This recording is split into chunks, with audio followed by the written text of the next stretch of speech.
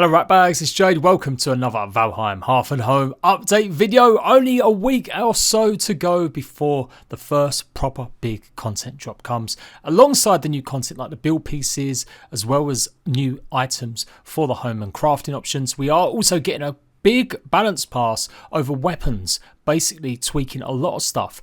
The newest video highlights two of the major changes in today's one. So as usual, I'm going to let it play and then we'll talk about it, and then I'm also going to go over why Valheim is one of the best survival games ever, because it's currently situated by user reviews in the top 3 of all time. Leave a like if you find it useful and check my channel out. I'm going to be all over this next week when the update launches, and my 100 days of Valheim is coming soon.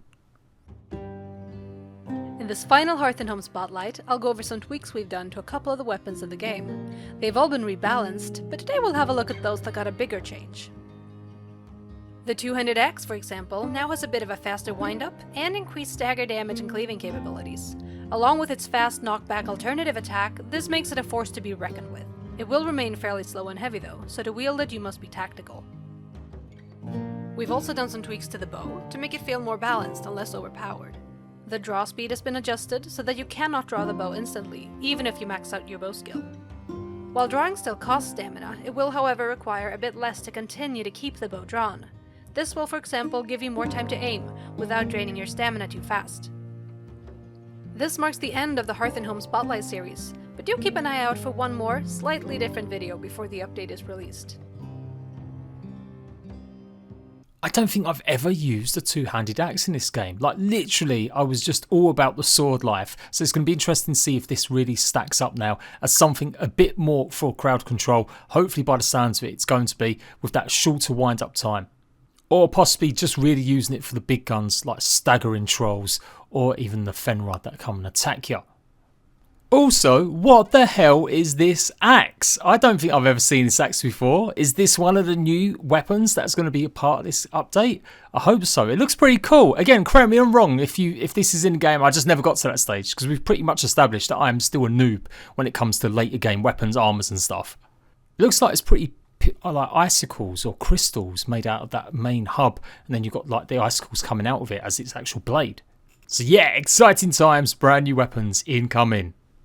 And for sure, the bow changes I think are going to be massive. These are pretty big changes to these two main weapons that you might be using. Like especially the bow. It has been a bit OP. People have been using it. Once you get good at it and once you get a decent bow, it's pretty easy to take on a whole host of creatures. So obviously now you're going to have to maybe be a little bit more careful. Basically not being able to use as many hits as quickly. I kind of wish they would do something like maybe add a repeater or a crossbow to the game.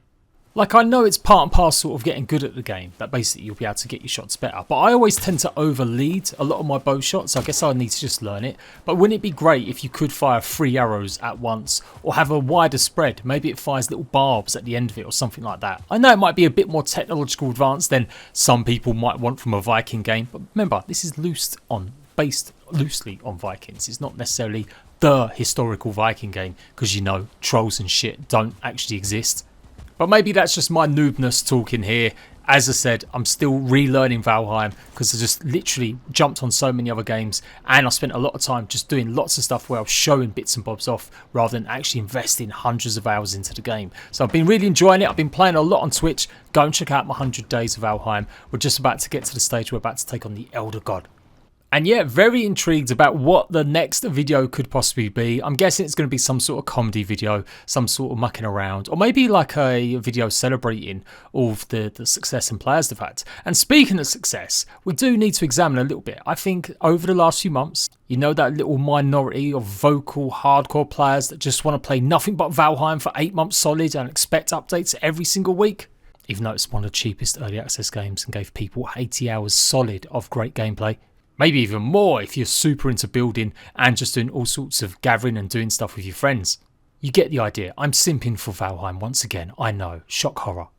What I find interesting that a lot of that negativity hasn't really found its way into the actual reviews. This is why sometimes I get a bit tetchy or I question a lot of the shitty takes I see when people haven't looked things up for themselves, just watched any old hate bait YouTube video and really declaring that, oh, they've run off with the money, etc. Go and look at the reviews on Steam. I mean, that's the ultimate aim, isn't it? If you've got a bad review, you've got something bad to say about a game or you want to warn people, that's the best place for it. Yet, despite sometimes what you see in comment sections, for the fans that have loved Valheim, have understood how the development's gone and some of the issues they faced, you have supported this game massively by still giving it a 96% overall overwhelmingly positive score. That places it in the top 3 of all survival games. You have a little rundown, you judge it by the reviews. If you take out horror scary games like Left 4 Dead and some of the smaller shitty ones that no one's ever played, Valheim is doing incredibly well, only beaten by Terraria, Don't Starve, and maybe tied with Subnautica, but the sheer volume of copies sold of Valheim means that it places Valheim above Subnautica, even though they're both technically overwhelmingly on 96%. After Valheim is another game that actually went a long time without updates at one point during early access, The Forest, yet it's still sitting at a 94% overwhelmingly positive score. So yeah, I'm not trying to start anything. I recognise that the game's got problems and issues sometimes, and some people have got legitimate gripes with Valheim. They may not prefer certain things in the game. But let's face it, the majority of hundreds of thousands of reviews from Steam are saying this game is amazing.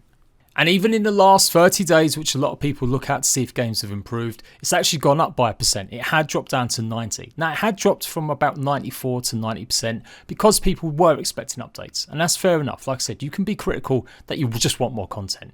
But understanding why that content hasn't been delivered, I think that's on you to maybe actually pay attention to the dev blogs that have been posted and not just to believe any old rubbish that you read or hear. Now, I'm saying that because you're hearing something from me, so it's the same difference, I guess, but I'm trying to reinforce positivity about the game because I think it can get lost sometimes. And this is the same for a lot of games. They do spend a long time. The only time I'll have an issue with a game is when it's not in early access and they've promised updates and they don't deliver, or they're charging full price for a game and you don't see improvements for that game. That's the kind of shit that grinds my gears. That's the kind of stuff I'll make plenty of rant videos out. So yeah, as I said, now we're coming up to this update. I really hope it's going to be taken positively. Hopefully it will be enough to satisfy a lot of people with the improvements, the tweaks, all the different add-ons they're adding. I'm going to do a video rounding everything up for you this week.